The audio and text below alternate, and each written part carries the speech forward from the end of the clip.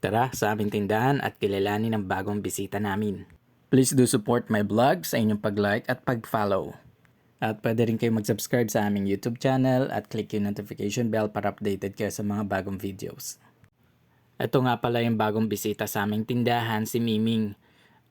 Dumating siya sa aming tindahan nang umuulan. Naghahanap siya ng makakain at nung nakita niya na may pagkain cat food sa aming tindahan, agad niya tong kinain at kitang-kita naman sa video na gutom na siya. Yan nga si Miming, palingon-lingon siya kanina habang kumakain. Siguro naiilang siya o natatakot dahil baka may manakit sa kanya. Sige Ming, kain ka lang dyan. Ubusin mo yan natira na cat food nung dalawang laging tambay dito sa aming tindahan. Ang cat food na pala na yan ay Infinity Adult.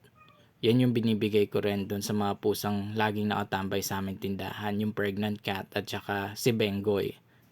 Habang kumakain yan si Miming, may napansin nga ako sa kanya, yung sa may paa niya sa kanan, parang may sugat ba? Ayun, so katagalan napansin ko sa kanya habang pinagmamasdan ko siya kumakain, napansin ko yung paa nga niya ay parang putol. Kaya yan, tuloy-tuloy ko siyang tinitingnan. Gusto kong hawakan yung paa niya pero baka kasi may sugat at masaktan lang siya. Mukha ngang medyo malayo pang pinanggalingan ni Miming para lang makahanap ng pagkain. Kaya eto, nung makita niya yan, talagang sinunggaban niya na ng kain niya.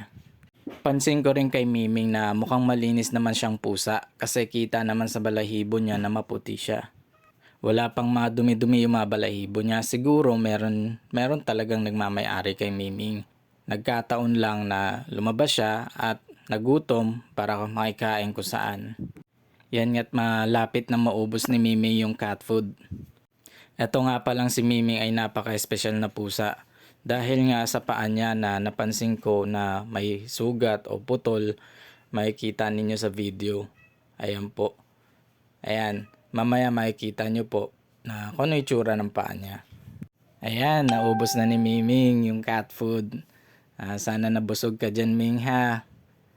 Ayan nga po yung paa niya, parang may sugat o putol. Tingin ko nabusog naman yan si Miming. At yan nga, iinom na siya ng tubig. Mukhang nabilaukan pa ata. Yan nga, at after niyang makainom, mukhang nabitin pa si Miming. Ay, mukhang may natira pa at sinisimot niya yung lagayan ng cat food. O sige Ming, balik ka na lang, kain ka na lang ulit. Kapag nagutom ka ha, balik ka na lang dito sa aming tindahan. Maraming salamat sa inyong panonood.